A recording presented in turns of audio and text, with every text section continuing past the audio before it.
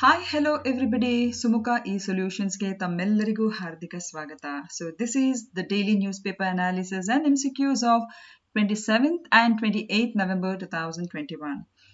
So friends, ಯಾರೆಲ್ಲ ಹೊಸದಾಗಿ ನಮ್ಮ ಈ ಚಾನೆಲ್ ಅನ್ನು ವೀಕ್ಷಣೆ ಮಾಡ್ತಾ ಇದ್ದೀರಾ, if you like the channel, definitely like, share and subscribe this channel to the other aspirants too. ಅದಲ್ಲದೆ ಇವತ್ತಿನ ಪ್ರಶ್ನೆಗಳ ಬಗ್ಗೆ ಅಂದ್ರೆ ಕಳೆದ ವಿಡಿಯೋದಲ್ಲಿ ನಾವು ಕೇಳಿರುವಂತಹ ಪ್ರಶ್ನೆಗಳ ಸರಿ ಉತ್ತರ ಎಲ್ಲಿದೆ. ಯಾವ ವರ್ಷದಲ್ಲಿ ಭಾರತ SCO ಅಂದ್ರೆ ಶಾಂಘೈ ಕೋಆಪರೇಷನ್ ಆರ್ಗನೈಸೇಷನ್ ಸದಸ್ಯತ್ವವನ್ನು ಪಡೆಯಿತು? ಸೊ 2017. ಭಾರತ ಮತ್ತು ಪಾಕಿಸ್ತಾನ್ ಎರಡೂ ಕೂಡ 2017ರಲ್ಲಿ ಈ ಸದಸ್ಯತ್ವವನ್ನು ಪಡ್ಕೊಂಡ್ಬಿಡಿತು. ಅದೇ ರೀತಿ under the medical Termination of Pregnancy Act, the new medical Termination of Pregnancy Act, after how many weeks the abortion has to be initiated by setting up a medical board? So 2021ರ ವೈದ್ಯಕೀಯ ಗರ್ಭಪಾತ ತಿದ್ದುಪಡಿ ಕಾಯ್ದೆ ಅನ್ವಯ ಎಷ್ಟು ವಾರಗಳ ನಂತರ ವೈದ್ಯಕೀಯ ಮಂಡಳಿಯನ್ನು ಸ್ಥಾಪಿಸುವ ಮೂಲಕ ಗರ್ಭಪಾತವನ್ನು ನಡೆಸ್ಕೊಬಹುದು ಅಂತ ಹೇಳಿದ್ರೆ here the right answer is 24 ವಾರಗಳ ನಂತರ. ಹಾಗೂ ಮ್ಯಾನ್ಯುಯಲ್ ಸ್ಕ್ಯಾವೆಂಜರ್ಗಳನ್ನು ಇವರುಗಳ ಪುನರ್ವಸತಿಗೆ ಸಹಾಯ ಮಾಡಲು ಯಾವ ಅಪ್ಲಿಕೇಶನ್ ಅನ್ನು ಪ್ರಾರಂಭಿಸಲಾಗಿದೆ ಅಂತ ಹೇಳುವಂತಹ ಪ್ರಶ್ನೆಗೆ ಕರೆಕ್ಟ್ ಉತ್ತರ ಸ್ವಚ್ಛತಾ ಅಭಿಯಾನ್ ಆಪ್. ಸೊ ಈ ಪ್ರಶ್ನೆಗಳಿಗೆ ಹಲವಾರು ಮಂದಿ ನಮ್ಮ ಸ್ಟೂಡೆಂಟ್ಸ್ಗಳು ಸರಿ ಉತ್ತರ ಕೊಟ್ಟಿದ್ದಾರೆ. ಸೊ ನಿಮ್ಗೆಲ್ಲರಿಗೂ ಕೂಡ ಸೂಪರ್ ಕಾಂಗ್ರ್ಯಾಚುಲೇಷನ್ಸ್. ಅದಲ್ಲದೆ ಯಾರಿಗೆಲ್ಲ ಹೊಸಬ್ರು ಯಾರು ವೀಕ್ಷಣೆ ಮಾಡ್ತಾ ಇದ್ದಾರೆ ನಮ್ಮ ಈ ಚಾನೆಲ್ ಅನ್ನು, ನಿಮ್ಗೆ ಒಂದು ವೇಳೆ ಈ ಸೆಷನ್ಗೆ ಸಂಬಂಧಿಸಿದ PPT ಮತ್ತು PDF ಬೇಕಾದಲ್ಲಿ ಡಿಸ್ಕ್ರಿಪ್ಷನ್ ಅಲ್ಲಿರುವಂತಹ ನಮ್ಮ ಬ್ಲಾಗ್ ಸ್ಪಾಟ್ ಅಥವಾ ಟೆಲಿಗ್ರಾಮ್ ಚಾನೆಲ್ ಮೂಲಕ ನೀವು ಆಕ್ಸೆಸ್ ಅನ್ನು ಖಂಡಿತವಾಗಿ ಪಡ್ಕೊಬಹುದು. ಸೊ ಇಷ್ಟು ಹೇಳ್ತಾ ಇವತ್ತಿನ ಪ್ರಶ್ನೆ ಕಡೆಗೆ ನಮ್ಮ ಗಮನ. ಮೊದಲನೇ ಪ್ರಶ್ನೆ ಹೀಗಿದೆ ನೋಡಿ. ವಿಶ್ವ ಆರೋಗ್ಯ ಸಂಸ್ಥೆ ಒಮಿಕ್ರಾನ್ ಅನ್ನು ಡ್ಯಾಶ್ ಎಂದು ಗೊತ್ತುಪಡಿಸಿದೆ. The World Health Organization has designated Omicron as what? Variant of interest, variant of concern, variant under investigation and variant of high consequence ಅಂತ ಹೇಳ್ಬಿಟ್ಟು. ಸೊ ಹೆಚ್ಚು ಕಡೆಯಲ್ಲಿ ಒಮಿಕ್ರಾನ್ ಅಂದ್ರೆ ಯಾವ ದೇಶದಲ್ಲಿ ಅದು ಮೊದಲನೇದಾಗಿ ಆ ವೇರಿಯಂಟ್ ಪತ್ತೆ ಆಯಿತು ಅಂತ ಹೇಳ್ಬಿಟ್ಟು ಹೆಚ್ಚಿನವರಿಗೆ ಗೊತ್ತಿರ್ತದೆ. ಆದ್ರೆ ನಮ್ಮ ಇಲ್ಲಿ ಪ್ರಶ್ನೆ, ವಿಶ್ವ ಆರೋಗ್ಯ ಸಂಸ್ಥೆ ಈ ಒಮಿಕ್ರಾನ್ ಅನ್ನು ಏನೆಂದು ಗೊತ್ತುಪಡಿಸಿದೆ? So this is a very important question. So ಇಲ್ಲಿ ಇದಕ್ಕೆ ಕರೆಕ್ಟ್ ಉತ್ತರ ಯಾವುದು ಅಂತ ಹೇಳಿದ್ರೆ ವೇರಿಯಂಟ್ ಆಫ್ ಕನ್ಸರ್ನ್, ಕಾಳಜಿಯ ರೂಪಾಂತರಿತ ಅಂತ ಹೇಳುವಂಥದ್ದು. ಸೊ ಈ ವೈರಸ್ಗಳ ಬಗ್ಗೆ ನೀವು ಕೇಳಿದಿರಿ. ಈಗ ವೇರಿಯಂಟ್ ಅಂದ್ರೆ ಏನು? ಸೊ ಇದು ಎಲ್ಲರಿಗೂ ಕೂಡ ತಿಳಿದಿರಬೇಕಾದಂತ ವಿಷಯ. ಸೊ ಹಾಗಾಗಿ ಇದನ್ನೊಂದು ಸಣ್ಣ ಉದಾಹರಣೆ ಮೂಲಕ I will try to explain both of you for both the Kannada and English students. ಈಗ you might have heard about scientists talking about variants like alpha, delta variant. So ಇತ್ತೀಚೆಗೆ ನೀವು ವಿಜ್ಞಾನಿಗಳನ್ನು ಅಥವಾ ನ್ಯೂಸ್ ಪತ್ರಿಕೆಗಳಲ್ಲಿ ನಮ್ಮ ಟಿವಿ ಚಾನೆಲ್ಸ್ಗಳೆಲ್ಲ ಕೇಳ್ತಾ ಇರ್ಬೋದು, ಆಲ್ಫಾ ವೇರಿಯಂಟ್ ಪತ್ತೆ ಆಗಿದೆ, ಡೆಲ್ಟಾ ವೇರಿಯಂಟ್ ಪತ್ತೆ ಆಗಿದೆ, ಸೊ ಇದರಿಂದಾಗಿ ಬಹಳಷ್ಟು ಮಂದಿಗೆ ಸೋಂಕು ತಗುಲಿದೆ, ಹೀಗೆಲ್ಲ ಒಂದು ವಿಷಯಗಳನ್ನು ನೀವೆಲ್ಲ ಕೇಳಿರ್ಬೋದು ದಿನಪತ್ರಿಕೆಗಳಲ್ಲಿ ಮತ್ತು ನ್ಯೂಸ್ ಚಾನೆಲ್ ಅಲ್ಲಿ. ಹಾಗಿದ್ರೆ ಈ ವೇರಿಯಂಟ್ ಅಂದ್ರೆ ಏನು ಅಂತ ಹೇಳಿ ಫಸ್ಟ್ ನಾವು ತಿಳ್ಕೊಬೇಕು. ಓಕೆ, ಸೊ ವೇರಿಯಂಟ್ ಅಂತ ಹೇಳಿದ್ರೆ ಹೆಚ್ಚಾಗಿ ರೂಪಾಂತರಿತ ಅಂತ ಹೇಳುವಂಥದ್ದು. The one which has got mutated, that is called as ರೂಪಾಂತರಿತ. ರೂಪಾಂತರ ಅಂತ ಹೇಳಿದ್ರೆ ಮ್ಯೂಟೇಷನ್ ಪ್ರಕ್ರಿಯೆಗೆ ನಾವು ಹೇಳುವಂಥದ್ದು. ಸೊ ಇದಕ್ಕಿಂತ ಮುಂಚೆ ನಮಗೆ ವೈರಸ್ ನ ಬಗ್ಗೆ ತಿಳ್ಕೊಳ್ಳುವಂತ ಒಂದು ಪ್ರಯತ್ನ ಮಾಡೋಣ. ನೋಡಿ, ಈ virus it constantly changes through a process called as mutation. Okay, ಈ ವೈರಾಣು ಏನಿದೆ ಇದು ನಿರಂತರವಾಗಿ ಬದಲಾವಣೆಗೆ ಒಂದು ಒಳಪಡ್ತದೆ. ಆ ಬದಲಾವಣೆಯ ಪ್ರಕ್ರಿಯೆ ಹೆಸರನ್ನೇ ನಾವು ಮ್ಯೂಟೇಷನ್ ಅಥವಾ ಕನ್ನಡದಲ್ಲಿ ಅದಕ್ಕೆ ನಾವು ರೂಪಾಂತರ ಅಂತ ಹೇಳುವಂಥದ್ದು. ಓಕೆ, ಸೊ ವೈರಸ್ ಕಂಟಿನ್ಯೂಸ್ ಆಗಿ ಅದು ಚೇಂಜ್ ಆಗ್ತಾ ಇರ್ತದೆ ಅಥವಾ ಅದು ಬದಲಾವಣೆಗೆ ಒಳಪಡ್ತದೆ. ಹಾಗೂ ಆ ಪ್ರಕ್ರಿಯೆಯನ್ನು ನಾವೇನ್ ಹೇಳ್ತೇವೆ ಅಂತ ಹೇಳಿದ್ರೆ ಮ್ಯೂಟೇಷನ್ ಅಂತ ಹೇಳುವಂಥದ್ದು ಹೆಸರು ಆ ಪ್ರಕ್ರಿಯೆಗೆ. As the virus mutates, new variants will emerge. So ಈ ವೈರಾಣುಗಳು ಈ ಮ್ಯೂಟೇಷನ್ ಪ್ರಕ್ರಿಯೆಗೆ ಅಥವಾ ರೂಪಾಂತರ ಪ್ರಕ್ರಿಯೆಗೆ ಒಳಪಡುವಾಗ ಹೊಸ ವೇರಿಯಂಟ್ಗಳು ಅಥವಾ ರೂಪಾಂತರಿತಗಳು ಸೃಷ್ಟಿಯಾಗ್ತದೆ. ಓಕೆ, ವೇರಿಯಂಟ್ಗಳು ಸೃಷ್ಟಿಯಾಗ್ತದೆ. So please try to understand this. ವೈರಸ್ಗಳು ಮ್ಯೂಟೇಷನ್ಗೆ ಒಳಪಡುವಂತಹ ಸಂದರ್ಭದಲ್ಲಿ new variants will emerge. And this process is normal and expected. So ವೈರಾಣುಗಳು ಈ ರೂಪಾಂತರಿತ ಪ್ರಕ್ರಿಯೆಗೆ ಒಳಪಟ್ಟು ಹೊಸ ರೂಪಾಂತರಿತ ವೈರಸ್ಗಳು ಉಂಟಾಗುವುದುಂಟಲ್ಲ, ಅದು ಸಾಮಾನ್ಯವಾದಂತ ಪ್ರಕ್ರಿಯೆ. ಸೊ ಈಗ ಯಾವಾಗ ನಾವು ತಲೆ ಕೆಡಿಸ್ಕೊಬೇಕು ಅಥವಾ ಯಾವಾಗ ಈ ಡೆಲ್ಟಾ ವೇರಿಯಂಟ್, ಆಲ್ಫಾ ವೇರಿಯಂಟ್ ಅಥವಾ ಈ ಒಂದು ಏನ್ ಹೇಳ್ತೇವೆ ಒಮಿಕ್ರಾನ್ ಅಂತ ಹೇಳುವಂಥದ್ದು, ಇದಕ್ಕೆಲ್ಲ ನಾವು ಯಾಕೆ ಈಗ ಭಯಭೀತರಾಗಬೇಕು ಅಂತ ಹೇಳಿದ್ರೆ ಇದಕ್ಕೆ ಒಂದು ಸಣ್ಣ ಉದಾಹರಣೆ ಹೇಗೆ ಕೊಡ್ಬೋದು ಅಂತ ಹೇಳಿದ್ರೆ, ಈಗ ಒಂದು ಮರವನ್ನು imagine there is a tree. Okay, imagine the virus is like a tree. Okay, virus ಅನ್ನು ಈಗ ಸದ್ಯದ ಮಟ್ಟಿಗೆ ಅಂದ್ರೆ ಈ ಕಾನ್ಸೆಪ್ಟ್ ಅನ್ನು ಅರ್ಥ ಮಾಡ್ಲಿಕ್ಕೆ ನಾನು ನಿಮಗೆ ಜಸ್ಟ್ ಹೇಳುವಂಥದ್ದು. Imagine that a virus is just like a tree. ವೈರಾಣು ಒಂದು ಮರಕ್ಕೆ ನಾವು ಹೋಲಿಸಿಬಿಡುವ. As the tree grows the branches also grows. So ಮರವು ಬೆಳೆದ ಹಾಗೆ ಏನಾಗ್ತದೆ ಅಂತ ಹೇಳಿದ್ರೆ ಈ ಟೊಂಗೆಗಳೆಲ್ಲವೂ ಕೂಡ ಅದು ಕೂಡ ಬೆಳೀತದೆ. ಅದರಲ್ಲಿ ಒಂದಷ್ಟು ಎಲೆಗಳು ಉಂಟಾಗ್ತದೆ. ಆನಂತರ ಕಾಲಕ್ರಮೇಣ ಆ ಎಲೆಗಳು ಉದುರ್ತವೆ. ಹಾಗೆ ಕಾಲಕ್ರಮೇಣ ಟೊಂಗೆಗಳು ಕೂಡ ಮುರಿದು ಬೀಳ್ತವೆ. ಸೊ ಇದೊಂದು ಸಾಮಾನ್ಯವಾದಂತಹ ಪ್ರಕ್ರಿಯೆ ಯಾವುದರಲ್ಲಿ, ಒಂದು ಮರದಲ್ಲಿ. ಅದೇ ರೀತಿ ವೈರಾಣುವಲ್ಲೂ ಕೂಡ ಅಷ್ಟೇ ರೂಪಾಂತರಗೊಳ್ಳುವಂಥದ್ದು, ಹಾಗೆ ಹೊಸ ರೂಪಾಂತರಿತವಾದಂತಹ ವೈರಾಣುಗಳು ಉಂಟಾಗುವಂಥದ್ದು, ಇದೆಲ್ಲ ಸರ್ವೇ ಸಾಮಾನ್ಯವಾದಂತಹ ಪ್ರಕ್ರಿಯೆ. ಅದನ್ನು ನಾವು ತಿಳ್ಕೊಬೇಕು. Now you think about the branch of a tree which are similar, but imagine some of the branches, they grow unconditionally and they grow in such a way that they block the other path of the tree and the branches. Imagine ಇದರಲ್ಲಿ ಒಂದು ಟೊಂಗೆ, okay, ಅದು ಎಷ್ಟು ತನಕ ಬೆಳೀತದೆ ಅಂತ ಹೇಳಿದ್ರೆ ಇಡೀ ಮರಕ್ಕೆ ಒಂದು ರೀತಿ ಕಂಟಕ ಆಗುವ ರೀತಿಯಲ್ಲಿ ಅದು ಬೆಳೆದು ನಿಲ್ತದೆ ಅಂತ ಇಟ್ಟುಕೊಳ್ಳಿ. Now think about the branches of a tree which are very similar, but they go on and continue growing and they grow widespread. And they grow in such a manner that they block their path. So imagine ಒಂದೆರಡು ಟೊಂಗೆಗಳು ಈ ಮರದಲ್ಲಿ ಒಟ್ಟಾರೆಯಾಗಿ ಬೆಳೆದು ಇತರ ಟೊಂಗೆಗಳನ್ನು ಕೂಡ ಅದನ್ನು ಹತ್ತಿಕ್ಲಿಕ್ಕೆ, ಅಂದ್ರೆ ಈಗ ಫಾರ್ ಎಕ್ಸಾಂಪಲ್ ಈಗ ನಮ್ಮ ಮನೆ ಪಕ್ಕದಲ್ಲಿ ಏನಾದ್ರೂ ಮರಗಳಿದ್ರೆ ಏನಾಗ್ತದೆ, ಈ ಟೊಂಗೆಗಳು ಅಥವಾ ಗೆಲ್ಲುಗಳು ಬೆಳೆದ ಹಾಗೆ ನಾವೇನ್ ಮಾಡ್ತೇವೆ, ಅದನ್ನು ಕಟ್ ಆಫ್ ಮಾಡ್ತೇವೆ. ಆದ್ರೆ ಒಂದು ಗೆಲ್ಲು ಅಂತದ್ರಲ್ಲಿ ದಿನ ಬೆಳಗಾಗಿ ಕಟ್ ಆಗೋದ್ರೊಳಗೆ ಒಂದು 4-5 ಮೀಟರ್ ಇನ್ನೂ ಹೆಚ್ಚರಾಗಿ ಬೆಳೀತದೆ ಅಂತ ಹೇಳಿದ್ರೆ ಅದು ಏನನ್ನು ಸೂಚಿಸ್ತದೆ, ಸಮಥಿಂಗ್ ಅಬ್ನಾರ್ಮಲ್. ಹೌದಾ ಅಲ್ವಾ? ನಮ್ಗೆ ಅದನ್ನು ಕಂಟ್ರೋಲ್ ಮಾಡ್ಲಿಕ್ಕೆ ಅದು ಕಷ್ಟ ಆಗ್ತದೆ. So it may block the path or it may destroy the tree. So in the same way, some variants can resist things like the vaccines and medication and they try to block the path. So ಕೆಲವು ಸಲ ಏನಾಗ್ತಿದೆ ಅಂತ ಹೇಳಿದ್ರೆ ಇಂತಹ ವೈರಾಣುಗಳು ಈ ಏನು ಮ್ಯೂಟೇಷನ್ಗೆ ಒಳಗಾಗಿ variant ಆಗಿ ಹೊರಹೊಮ್ಮುತ್ತದೆ, ಈ ಹೊರಹೊಮ್ಮುವಂತ ಈ ಒಂದು ಹೊಸ ವೇರಿಯಂಟ್ ಇದೆಯಲ್ಲ, ವೈರಾಣುವಿನ ಹೊಸ ವೇರಿಯಂಟ್, ಅದನ್ನು ಹತ್ತಿಕ್ಲಿಕ್ಕೆ ನಮಗೆ ಕಷ್ಟ ಆಗ್ತದೆ. ಅಂಡ್ ಇಂಥ ವೇರಿಯಂಟ್ಗಳನ್ನು ನಾವು ಬಹಳಷ್ಟು ತೀಕ್ಷ್ಣ ರೀತಿಯಲ್ಲಿ ಅದನ್ನು ನಾವು ವಾಚ್ ಮಾಡಬೇಕಾಗ್ತದೆ. ಯಾಕಂದ್ರೆ ಈ ರೂಪಾಂತರಿತವಾಗಿರುವಂತಹ ವೇರಿಯಂಟ್ ಏನಿದೆ ಅಥವಾ ಮ್ಯೂಟೇಷನ್ಗೆ ಒಳಗಾದಂತಹ ಈ ವೇರಿಯಂಟ್ಗಳಲ್ಲಿ ಕೆಲವು ಬಹಳಷ್ಟು ಈ ಒಂದು ಹಳೆಯ ರೋಗದ ಅಥವಾ ಹಳೆಯ ವೈರಾಣು ಸೃಷ್ಟಿ ಮಾಡುವಂತಹ ರೋಗಗಳ ಎಲ್ಲ ಸಂಕೇತಗಳನ್ನು ಕೂಡ ಅದು ಒಳಪಟ್ಟು ಬೇರೆ ಬೇರೆ ಆಯಾಮಗಳಲ್ಲಿ, ಅಂದ್ರೆ ವ್ಯಾಕ್ಸಿನ್ಗೂ ಕೂಡ ಅದು ಸಿಲುಕದ ರೀತಿಯಲ್ಲಿ ಅದು ಮನುಷ್ಯನ ದೇಹವನ್ನು ಪ್ರವೇಶಿಸಿ ಮತ್ತು ಆ ವ್ಯಾಕ್ಸಿನ್ಗಳು ಕೂಡ ನಿಷ್ಕ್ರಿಯ ಆಗುವಂತಹ ಪರಿಸ್ಥಿತಿಗೆ ಅದು ಬೆಳೆದುಕೊಳ್ಳುವಂತಹ ಒಂದು ಪರಿಸ್ಥಿತಿಗೆ ಅದು ನಿರ್ಮಾಣ ಆಗ್ತದೆ. ಸೊ ಹಾಗಾಗಿ ವೇರಿಯಂಟ್ಗಳ ಕಡೆಗೆ ಈಗ ವೈದ್ಯಕೀಯ ಲೋಕದಲ್ಲಿ ಬಹಳಷ್ಟು ಗಂಭೀರತೆಯಿಂದ ಇದನ್ನೀಗ ನೋಡ್ತಾ ಇದ್ದಾರೆ, ಅಂದ್ರೆ ಅದನ್ನು ವೀಕ್ಷಣೆ ಮಾಡ್ತಾ ಇದ್ದಾರೆ, ಹಾಗೂ ಅದರ ಬಗ್ಗೆ ಸಂಶೋಧನೆಗಳನ್ನು ಕೂಡ ಮಾಡ್ತಾ ಇದ್ದಾರೆ. ಸೊ ಪ್ಲೀಸ್ ರಿಮೆಂಬರ್, ಈ ವೇರಿಯಂಟ್ ಅಂದ್ರೆ ಏನು, ಮ್ಯೂಟೇಷನ್ ಪ್ರಕ್ರಿಯೆ ಅಂದ್ರೆ ಏನು, ವೈರಾಣು ಅಂದ್ರೆ ಏನು. ಸೊ ಇದು ನಮಗೆ ಬೇಸಿಕ್ ಆಗಿ ಈ ಕಾನ್ಸೆಪ್ಟ್ಗಳು ಗೊತ್ತಿರಬೇಕು. ಸೊ ಇದು ಕ್ಲಿಯರ್ ಆದ್ರೆ ಡೆಫಿನೆಟ್ ಆಗಿ ನಮಗೆ ಈ ಎಲ್ಲ ಅಂಶಗಳು ಕ್ಲಿಯರೆನ್ಸ್ ಆಗಿ ಸಿಗ್ತದೆ. ಇನ್ನೊಂದು, ಇತ್ತೀಚೆಗೆ ವಿಶ್ವ ಆರೋಗ್ಯ ಸಂಸ್ಥೆ has currently listed 5 variants of concern. Okay, so ಇತ್ತೀಚೆಗೆ ಈ ಕೋವಿಡ್-19 ವೈರಾಣುವಿನ ನಂತರ ಈ ಒಂದು ಅದರಿಂದ ಈ ರೂಪಾಂತರಗೊಂಡಂತ ಸರಿಸುಮಾರು 5 ಇಂತಹ ರೂಪಾಂತರಿತಗಳನ್ನು ಅದು ಪತ್ತೆ ಹಚ್ಚಿದೆ. ಅದರಲ್ಲಿ ಪ್ರಮುಖವಾದದ್ದು ಯಾವುದು ಅಂತ ಹೇಳಿದ್ರೆ ಒಮಿಕ್ರಾನ್. ಅದಕ್ಕೆ B11529 ಅಂತ ಹೇಳಿ ಅದಕ್ಕೆ ಒಂದು ಕೋಡ್ ಇಟ್ಟಿದ್ದಾರೆ, ಹಾಗೂ ಜನರಲ್ ಆಗಿ ಅದನ್ನು ಒಮಿಕ್ರಾನ್ ಅಂತ ಹೇಳಿ ಕರೀತಾ ಇದ್ದಾರೆ. ಇದು ಸೌತ್ ಆಫ್ರಿಕಾದಲ್ಲಿ ನವೆಂಬರ್ 2021ರಲ್ಲಿ ಪತ್ತೆಯಾಗಿದೆ.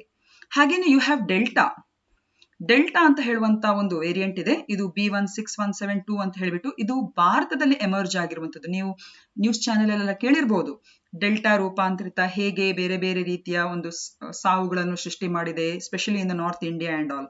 ಸೊ ತಕ್ಕ ಮಟ್ಟಿಗೆ ಈಗ ಅದನ್ನು ಕಂಟ್ರೋಲ್ ಅಲ್ಲಿ ಇದೆ ಅದು. ಹಾಗೇನೆ ಗಾಮಾ ಅಂತ ಹೇಳಿ ಇದು ಬ್ರೆಜಿಲ್ ಅಲ್ಲಿ ಎಮರ್ಜ್ ಆಗಿರುವಂತಹ ಒಂದು ವೇರಿಯಂಟ್. ಬೀಟಾ ಅಂತ ಹೇಳಿದ್ರೆ ಇದು ಕೂಡ ಸೌತ್ ಆಫ್ರಿಕಾದಲ್ಲಿ ಎಮರ್ಜ್ ಆಗಿರುವಂತದ್ದು. ಇನ್ನೊಂದು ಆಲ್ಫಾ ಅಂತ ಹೇಳಿದ್ರೆ ಇದು ಬ್ರಿಟನ್ ಅಲ್ಲಿ ಎಮರ್ಜ್ ಆಗಿರುವಂತದ್ದು. So these are the 5 variants of concern. ಅಂದ್ರೆ ತುಂಬಾ ಕಾಳಜಿಯಾಗಿರ್ಬೇಕಾಗಿರುವಂತಹ ಕೆಲವೆಲ್ಲ ರೂಪಾಂತರಿತದ ಒಂದು ಅಂಶಗಳು. ಸೊ ಕಾಳಜಿ ಅಂತ ಹೇಳಿದ್ರೆ ಅದನ್ನು ನಿಗಾದಲ್ಲಿ ಇಟ್ಕೊಬೇಕು. ಯಾಕಂದ್ರೆ ಅದು ಸರಿಯಾದ ರೀತಿಯಲ್ಲಿ ನಮ್ಮ ಕೈಗೆ ಸಿಗದೆ ಹೋದ್ರೆ ಡೆಫಿನೆಟ್ ಆಗಿ ಈಗ ಕೊಡುವಂತಹ ವ್ಯಾಕ್ಸಿನ್ ಡೋಸೇಜ್ಗಳು ಅದರ ವಿರುದ್ಧ ಅದಕ್ಕೆ ಕಾರ್ಯೋನ್ಮುಖ ಆಗ್ಲಿಕ್ಕೆ ಅದು ಸಾಧ್ಯ ಆಗ್ಲಿಕ್ಕಿಲ್ಲ. ಸೊ ಹಾಗಾಗಿ ಸೈಂಟಿಸ್ಟ್ಗಳು ಈ ಒಂದು 5 ವೇರಿಯಂಟ್ಸ್ ಆಫ್ ಕನ್ಸರ್ನ್ ಗಳ ಬಗ್ಗೆ ತೀವ್ರವಾಗಿ ನಿಗಾ ವಹಿಸ್ತಾ ಇದ್ದಾರೆ. ಅದರಲ್ಲೂ ಕೂಡ ಒಮಿಕ್ರಾನ್ ನ ಬಗ್ಗೆ, because it is rapidly spreading in some of the countries. So ಇದಕ್ಕೆ ಸಂಬಂಧಿಸಿದಾಗೆ ವಿಶ್ವ ಆರೋಗ್ಯ ಸಂಸ್ಥೆ SARS-CoV-2ನ ಈ ಒಂದು ವೇರಿಯಂಟ್ ಅನ್ನು ಅಂದ್ರೆ ನಮ್ಮ ಒಮಿಕ್ರಾನ್ ಅಂತ ಇದೆಯಲ್ಲ ಅದನ್ನು ವೇರಿಯಂಟ್ ಆಫ್ ಕನ್ಸರ್ನ್ ಅಂತ ಹೇಳಿ ಅದನ್ನು ಟ್ಯಾಗ್ ಮಾಡಿದೆ, ಅದನ್ನು ಡೆಸಿಗ್ನೇಟ್ ಮಾಡಿದೆ, ವೇರಿಯಂಟ್ ಆಫ್ ಕನ್ಸರ್ನ್. ಸೊ ಇದಕ್ಕೆ ಒಮಿಕ್ರಾನ್ ಅಂತ ಹೇಳಿ ಹೆಸರಿಟ್ಟಿದ್ದಾರೆ. ಈ ವೇರಿಯಂಟ್ ಅನ್ನು ಸೌತ್ ಆಫ್ರಿಕಾದ ಬೋಸ್ವಾನಾ ಭಾಗದಲ್ಲಿ ಪ್ರಾಂತ್ಯದಲ್ಲಿ ಇದನ್ನು ನವೆಂಬರ್ 24ರಂದು ಇದನ್ನು ಫಸ್ಟ್ ಡಿಟೆಕ್ಟ್ ಮಾಡಿದ್ದಾರೆ. ಹಾಗೂ ಸೌತ್ ಆಫ್ರಿಕಾದಲ್ಲಿ ಈ ವೇರಿಯಂಟ್ ಇದೆಯಲ್ಲ ತುಂಬಾನೇ COVID-19 ಇನ್ಫೆಕ್ಷನ್ ನ ಒಂದು ಕೇಸಸ್ಗಳು ಜಾಸ್ತಿ ಅಲ್ಲಿ ವಿಟ್ನೆಸ್ ಆಗ್ತಾ ಇದೆ, coinciding with the detection of Omicron variant. So ತಕ್ಕ ಮಟ್ಟಿಗೆ ಅದು ಅಂದ್ರೆ it was controlled in South Africa. But Omicron variant ನ ಈ ಒಂದು ಪತ್ತೆ ಹಚ್ಚುವಿಕೆಯಿಂದ COVID-19 ಇನ್ಫೆಕ್ಷನ್ ಅಥವಾ ಕೇಸಸ್ಗಳಲ್ಲಿ ಜಾಸ್ತಿ ಆಗಿರುವಂತದ್ದು ಅಲ್ಲಿ ಕಂಡು ಬರುವಂತಹ ಒಂದು ಅಂಶ. ಇದು ಏನನ್ನು ಸೂಚಿಸ್ತದೆ ಅಂತ ಹೇಳಿದ್ರೆ ಲಸಿಕೆಗೆ ಒಳಗಾದವರು ಕೂಡ ಈ COVID-19 ಇನ್ಫೆಕ್ಷನ್ಗೆ ಮತ್ತೆ ತುತ್ತಾಗುವಂತಹ ಒಂದು ವಿಪರ್ಯಾಸವನ್ನು ನಾವಿಲ್ಲಿ ಕಾಣಬಹುದು. ಸೊ ಈ variant under investigation. So WHO ಏನ್ ಮಾಡ್ತದೆ ಅಂತ ಹೇಳಿದ್ರೆ ಈ ಹೊಸ ವೇರಿಯಂಟ್ ಇದೆಯಲ್ಲ ಅದನ್ನು 4 ಕ್ಯಾಟಗರಿಯಲ್ಲಿ ಈ ರೀತಿಯಾಗಿ ಅದನ್ನು ಡೆಸಿಗ್ನೇಟ್ ಮಾಡ್ತದೆ. ಓಕೆ, ಈಗ ನಾವು ಹೇಳುವಂತ ಒಮಿಕ್ರಾನ್ ಅಂತ ಇದೆಯಲ್ಲ ಅದು ವೇರಿಯಂಟ್ ಆಫ್ ಕನ್ಸರ್ನ್ ಅಂದ್ರೆ ಕಾಳಜಿಗೆ ಸಂಬಂಧಿಸಿದ ಒಂದು ರೂಪಾಂತರಿತ ಅಂತ ಹೇಳುವಂಥದ್ದು. ಸೊ ವೇರಿಯಂಟ್ ಆಫ್ ಕನ್ಸರ್ನ್ ಅಂದ್ರೆ ಹೇಗೆ ಅಂತ ಹೇಳಿದ್ರೆ ಯಾವಾಗ ಈ ಒಂದು ಹೊಸ ರೂಪಾಂತರಿತ ವೈರಾಣುಗೆ ಸಂಬಂಧಿಸಿದ ಹೊಸ ರೂಪಾಂತರಿತ ಏನಿದೆ ಅದು ವ್ಯಾಕ್ಸಿನ್, ಲಸಿಕೆ ಮತ್ತು ಇತ್ಯಾದಿ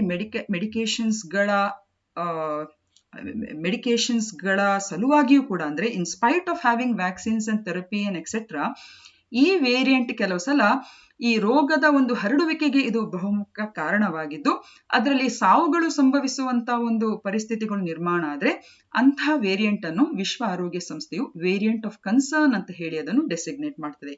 ಸೊ ಈಗ ಈ ಒಂದು ಒಮಿಕ್ರಾನ್ ಅಂತ ಇದೆಯಲ್ಲ ಇದು ವೇರಿಯಂಟ್ ಆಫ್ ಕನ್ಸರ್ನ್. ಸೊ ಇದರ ಬಗ್ಗೆ ಕಾಳಜಿ ವಹಿಸಬೇಕು, ಯಾಕಂದ್ರೆ ಇದನ್ನು ಸರಿಯಾದ ರೀತಿಯಲ್ಲಿ ನಾವು ಕಂಟ್ರೋಲ್ ಮಾಡದೆ ಹೋದ್ರೆ ಅದಕ್ಕೆ ಪೂರಕವಾಗಿರುವಂತ ಅಂದ್ರೆ ಹೇಗೆ ಅದು ಮ್ಯುಟೇಷನ್ ಆಗ್ತದೆ ಅಂತ ಹೇಳುವಂತ ನಿಟ್ಟಿನಲ್ಲಿ ಅದನ್ನು ಸರಿಯಾದ ರೀತಿಯಲ್ಲಿ ಅಬ್ಸರ್ವೇಷನ್ ಇಡುವಂಥದ್ದು ಇದರ ಅರ್ಥ. ಈಗ ಎರಡನೇ ಪ್ರಶ್ನೆ, ನೀತಿ ಆಯೋಗ್ ಬಿಡುಗಡೆ ಮಾಡಿದ ರಾಷ್ಟ್ರೀಯ ಬಹು ಆಯಾಮದ ಬಡತನ ಸೂಚ್ಯಾಂಕದ ಪ್ರಕಾರ ಕರ್ನಾಟಕದಲ್ಲಿ ಶೇಕಡಾವಾರು ಎಷ್ಟು ಜನಸಂಖ್ಯೆ ಬಡವರಿದ್ದಾರೆ? So as per the National Multidimensional Poverty Index released by the Niti Aayog, how much percentage of the population in Karnataka are poor? So here the right answer is option B, that is 13.2. So ಇದು ಹಿಂದೂ ಮತ್ತು ಪ್ರಜಾವಾಣಿಯಲ್ಲಿ ಬಂದಂತಹ ಒಂದು ವಿಷಯ. So ಇಲ್ಲಿ ನಾವು ನೋಡಬಹುದು ನೀತಿ ಆಯೋಗವು ಇತ್ತೀಚೆಗೆ ರಾಷ್ಟ್ರೀಯ ಬಹು ಆಯಾಮ ಬಡತನ ಸೂಚ್ಯಾಂಕವನ್ನು ರಿಲೀಸ್ ಮಾಡಿದೆ. ಸೊ ಇದಕ್ಕೆ ರೆಫರೆನ್ಸ್ ಆಗಿ ಏನ್ ಯೂಸ್ ಮಾಡಿದ್ದಾರೆ ಅಂತ ಹೇಳಿದ್ರೆ ರಾಷ್ಟ್ರೀಯ ಕುಟುಂಬ ಆರೋಗ್ಯ ಸಮೀಕ್ಷೆಯ 4ನೇ ಆ ಫೇಸ್ ನ ಆ ಡೇಟಾ ಇದೆಯಲ್ಲ ದತ್ತಾಂಶವನ್ನು which they have for the reference period of 2015-16. So 15-16ರ ಈ ಒಂದು ರಾಷ್ಟ್ರೀಯ ಕುಟುಂಬ ಆರೋಗ್ಯ ಸಮೀಕ್ಷೆಯ ರೆಫರೆನ್ಸ್ ಅನ್ನು ಈ ದತ್ತಾಂಶವಾಗಿ ಅದಕ್ಕೆ ಯೂಸ್ ಮಾಡಿದ್ದಾರೆ. ಹಾಗೂ ವೆರಿ ಇಂಪಾರ್ಟೆಂಟ್, ಈ ಒಂದು ಸೂಚ್ಯಾಂಕವನ್ನು ಬಿಡುಗಡೆ ಮಾಡಲಿಕ್ಕೆ 3 ಪ್ರಮುಖವಾದಂತಹ ಒಂದು ಡೈಮೆನ್ಷನ್ಸ್ ಅನ್ನು ಅವರು ಸಿಲೆಕ್ಟ್ ಮಾಡಿದ್ದಾರೆ. ಒಂದು ಆರೋಗ್ಯ, ಎರಡನೇದು ಶಿಕ್ಷಣ, ಹಾಗೂ ಒಂದು ಜೀವನ ಶೈಲಿಯ ಒಂದು ಸ್ಟ್ಯಾಂಡರ್ಡ್ ಆಫ್ ಲಿವಿಂಗ್ ಅಂತ ಏನ್ ಹೇಳ್ತೇವೆ ನೋಡಿ ಅದು. ಸೊ ಈ 3 ವಿಭಾಗಗಳಲ್ಲಿ 12 ಇಂಡಿಕೇಟರ್ಸ್ ಗಳಿವೆ. Okay, it is based on using this 12 indicators. So which are those? Nutrition, child and adolescent mortality, antenatal care, nutrition ಅಂದ್ರೆ ಪೋಷಕಾಂಶ, ಹಾಗೆಯೇ ಚೈಲ್ಡ್ ಅಂಡ್ ಅಡೋಲೆಸೆಂಟ್ ಮಾರ್ಟಾಲಿಟಿ ಅಂದ್ರೆ ಯುವ ಜನರಲ್ಲಿ ಮತ್ತು ಶಿಶುಗಳಲ್ಲಿ ಅಂದ್ರೆ ಮಕ್ಕಳಲ್ಲಿ ಸಂಭವಿಸುವಂತಹ ಒಂದು ಮರಣ. ಆಂಟಿನೆಟಲ್ ಕೇರ್ ಅಂತ ಹೇಳಿದ್ರೆ ಬಾಣಂತಿಯರ ಒಂದು ಪೋಷಣೆ. ಇಯರ್ಸ್ ಆಫ್ ಸ್ಕೂಲಿಂಗ್ ಅಂದ್ರೆ ಎಷ್ಟು ವರ್ಷದ ಒಂದು ಪರಿಪೂರ್ಣ ರೀತಿಯ ಶಾಲಾ ವ್ಯವಸ್ಥೆಯನ್ನು ಪ್ರತಿ ಮಕ್ಕಳು ಅದನ್ನು ತಲುಪ್ತವೆ. School attendance, cooking fuel, sanitation, drinking water, electricity, housing, assets and bank account. So ಈ ಒಂದು ಆರೋಗ್ಯ, ಶಿಕ್ಷಣ ಮತ್ತು ಸ್ಟ್ಯಾಂಡರ್ಡ್ ಆಫ್ ಲಿವಿಂಗ್ ನ ಈ 12 ಇಂಡಿಕೇಟರ್ಸ್ಗೆ ಒಳಪಟ್ಟು ಈ ಒಂದು ಸೂಚ್ಯಾಂಕವನ್ನು, ಸೊ ಸೂಚ್ಯಾಂಕದ ಹೆಸರೇನು ಹೇಳಿ? ರಾಷ್ಟ್ರೀಯ ಬಹು ಆಯಾಮ ಬಡತನ ಸೂಚ್ಯಾಂಕ. ಸೊ ಇದರಲ್ಲಿ ನಮ್ಮ ಕರ್ನಾಟಕದ ಎಷ್ಟು ಪರ್ಸೆಂಟೇಜ್ ಬಡವರು ಅಂತ ಹೇಳಿ ಅದರಲ್ಲಿ ಸೂಚಿಸಿದ್ದಾರೆ ಅಂತ ಹೇಳಿದ್ರೆ ಇಟ್ ಈಸ್ 13.2%. ಹಾಗಿದ್ರೆ ಬೇರೆ ಬೇರೆ ರಾಜ್ಯಗಳ ಒಂದು ವ್ಯವಸ್ಥೆ ಹೇಗಿದೆ ಅಂತ ನಾವು ನೋಡ್ಕೊಂಡ್ಬಿಡುವ. ಸೊ ಈ ಸೂಚ್ಯಾಂಕದ ಪ್ರಕಾರ 51.91% of the population in Bihar is poor. Bihar has got the highest national multidimensional poverty index ಅಂತ ನಾವು ಹೇಳ್ಬೋದು. So 51, nearly half the population ಅಂತ ನಾವೇ ಹೇಳ್ಬೋದು. Followed by Jharkhand 42.16%, Uttar Pradesh, Madhya Pradesh and Meghalaya. Andre, on the other hand, you can see that Kerala has registered the lowest population poverty levels, 0.71%, followed by Puducherry, Lakshadweep, Goa and Sikkim. Okay, so ಇಲ್ಲಿ ಸೂಚ್ಯಾಂಕದಲ್ಲಿ ಕರ್ನಾಟಕದಲ್ಲಿ 13.2% of the population are poor ಅಂತ ಹೇಳಿ ಆ ಒಂದು ಸೂಚ್ಯಾಂಕ ಅಥವಾ ಒಂದು percentage wise ಆಗಿ ನಾವು ಅದನ್ನು ನೋಡ್ಕೊಬಹುದು.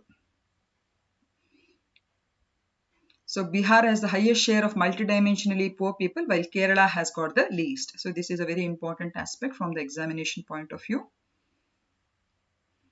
ಮೂರನೇದು, ಏಕತೆ ಮತ್ತು ಶಿಸ್ತು ಈ ಕೆಳಗಿನ ಯಾವ ಗುಂಪಿನ ಒಂದು ಧ್ಯೇಯ ವಾಕ್ಯವಾಗಿದೆ? So unity and discipline is a motto of which of the following groups ಅಂತ ಇದೆ? So here the right answer is option C, that is Rashtriya Cadet Corps, NCC. So ಇದು ಪ್ರೆಸ್ ಇನ್ಫಾರ್ಮೇಶನ್ ಬ್ಯೂರೋ ಅಲ್ಲಿ ಬಂದಿರುವಂತ ಮಾಹಿತಿ. So NCC ಅಥವಾ ರಾಷ್ಟ್ರೀಯ cadet corps ಅಂತ ಏನಿದೆ, it is the largest uniformed youth organization in the world which is celebrating its 73rd anniversary of its raising day on November 28, 2021. So ಇತ್ತೀಚೆಗೆ NCC 73ನೇ ತನ್ನ ಆನಿವರ್ಸರಿಯನ್ನು ತನ್ನ ಸಂಸ್ಥಾಪಕ ದಿನವಾದಂಥ ನವೆಂಬರ್ 28, 2021 ಅದು ಆಚರಿಸಿತು. ಹಾಗೂ ವಿಶ್ವದಲ್ಲೇ it is the largest uniform youth organisation. So ಈ NCC ಇದೆಯಲ್ಲ, ಇದು ನಮ್ಮ ದೇಶದ ಆರ್ಮ್ಡ್ ಫೋರ್ಸಸ್ ಸಶಸ್ತ್ರ ಪಡೆಗಳ ಒಂದು ಯೂತ್ ವಿಂಗ್ ಆಗಿದೆ. ಹಾಗೂ ಇದರ ಕೇಂದ್ರ ಕಚೇರಿ ಇರುವಂಥದ್ದು ನವದೆಹಲಿಯಲ್ಲಿ. ಹಾಗೂ ನಿಮಗೆಲ್ಲ ಗೊತ್ತಿರುವ ಹಾಗೆ ಸ್ವಯಂ ಪ್ರೇರಿತ ಆಧಾರದಲ್ಲಿ ಶಾಲಾ ಕಾಲೇಜು ಮಕ್ಕಳು ಕೂಡ, ಶಾಲೆ ಅಂತ ಹೇಳಿದ್ರೆ ಸ್ಪೆಷಲಿ ಸ್ಕೂಲ್ ಅಂಡ್ ಕಾಲೇಜ್ ಸ್ಟೂಡೆಂಟ್ಸ್ಗಳು ವಾಲಂಟ್ರಿ ಬೇಸಿಸ್ ಅಲ್ಲಿ ಇದಕ್ಕೆ ಜಾಯಿನ್ ಆಗ್ಬೋದು. ಸೊ ಕೆಲವರೆಲ್ಲ ನೀವೆಲ್ಲ ಮೆಂಬರ್ಸ್ ಅಥವಾ ಇದರ ಸದಸ್ಯರು ಡೆಫಿನೆಟ್ ಆಗಿ ಆಗಿರ್ತೀರಾ. ಹಾಗೂ ಇದರ ಮೋಟೋ ಅಂತ ಹೇಳಿದ್ರೆ ಯೂನಿಟಿ ಅಂಡ್ ಡಿಸಿಪ್ಲಿನ್, ಏಕತೆ ಮತ್ತು ಶಿಸ್ತು ಇದರ ಧ್ಯೇಯವಾಕ್ಯ. ಸೊ ಇದನ್ನು ವೆರಿ ಇಂಪಾರ್ಟೆಂಟ್ ಇಲ್ಲಿ ಯಾವುದು ಅಂತ ಹೇಳಿದ್ರೆ, ಇತ್ತೀಚೆಗೆ NCCಯ ಎಲುಮ್ನೈ ಅಸೋಸಿಯೇಷನ್ ಅನ್ನು ಲಾಂಚ್ ಮಾಡಿದ್ರು. ಎಲುಮ್ನೈ ಅಸೋಸಿಯೇಷನ್ ಅಂತ ಹೇಳಿದ್ರೆ ಹಳೆ ಸದಸ್ಯರ ಅಥವಾ ಹಳೆ ವಿದ್ಯಾರ್ಥಿಗಳ ಸಂಘ ಅಂತ ಹೇಗೆ ಹೇಳ್ತೇವೆ ನೋಡಿ, ಎಲುಮ್ನೈ ಅಂತ ಹೇಳಿದ್ರೆ ಹಳೆ ಸದಸ್ಯರ ಒಂದು ಸಂಘ ಅಂತ ಹೇಳಿಬಿಟ್ಟು. ಸೊ NCC ಎಲುಮ್ನೈ ಅಸೋಸಿಯೇಷನ್ ಅನ್ನು ನವೆಂಬರ್ 19, 2021 ನಲ್ಲಿ ಝಾನ್ಸಿಯಲ್ಲಿ ಲಾಂಚ್ ಮಾಡ್ತಾರೆ. A very important piece of information dear students. So NCCಗೆ ಇಲ್ಲಿ ತನಕ ಎಲುಮ್ನೈ ಅಸೋಸಿಯೇಷನ್ ಅಂತ ಇರಲಿಲ್ಲ. ಎಲುಮ್ನೈ ಅಸೋಸಿಯೇಷನ್ ಅಂತ ಹೇಳಿದ್ರೆ ಹೆಚ್ಚಾಗಿ ಪ್ರತಿ ಸಂಸ್ಥೆ ಹೇಗೆ ತನ್ನ ಹಳೆ ವಿದ್ಯಾರ್ಥಿ ಸಂಘ ಅಂತ ಹೇಗೆ ಇಟ್ಕೊಳ್ತದೆ ನೋಡಿ, ಸೊ ಅದೇ ರೀತಿ NCC ರಾಷ್ಟ್ರವ್ಯಾಪ್ತಿಯಾಗಿ ಒಂದು ಎಲುಮ್ನೈ ಅಸೋಸಿಯೇಷನ್ ಅನ್ನು ನವೆಂಬರ್ 19, 2021 ಝಾನ್ಸಿಯಲ್ಲಿ ಅದನ್ನು ಲಾಂಚ್ ಮಾಡಿತು.